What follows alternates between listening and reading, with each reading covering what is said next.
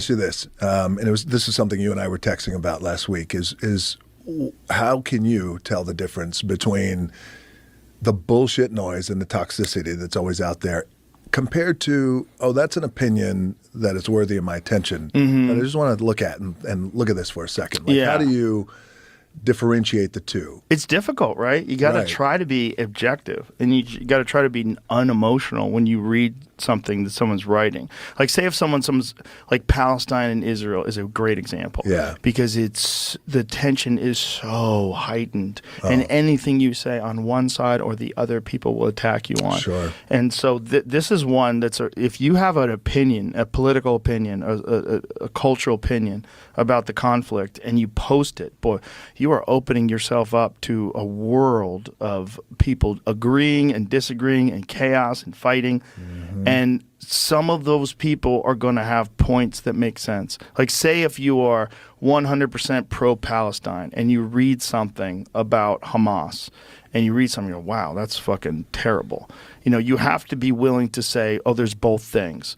There's the fact that they live in what's essentially an open-air prison is fucking terrible.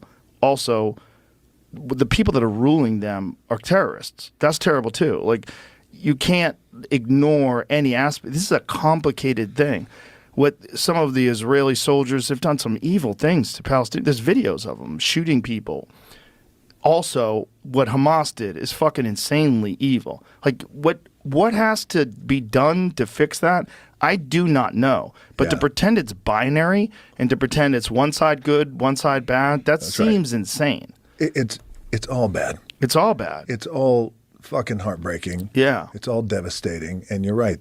And what I've learned, I feel like we've all learned, or trying to learn at least, is because it is so complicated. And that is a part of the world, and historically, thousands of years, that I find complicated, and I try my best to understand. I also try to go at it with an open mind, because it is all fucking crazy. It's crazy. Yeah. It doesn't seem like there's a real solution either. And there's the things that you said. Yes, and I want to get to that in a second, because I was thinking about that today, is everything you said, absolutely. This part of it is devastating. This is devastating. This side. The 240 hostages that still I haven't come home yet.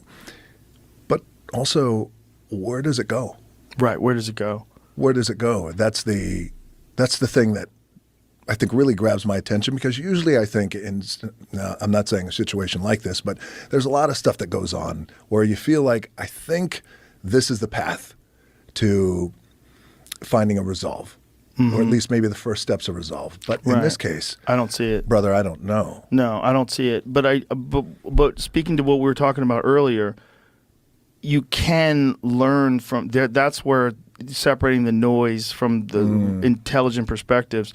I've read some very intelligent perspectives where people give you a detailed history in the conflict of the region, and you realize, like, oh, this is like incredibly complicated. And to have a binary viewpoint or a very black or white viewpoint is dangerous. It's not. It's not, and it's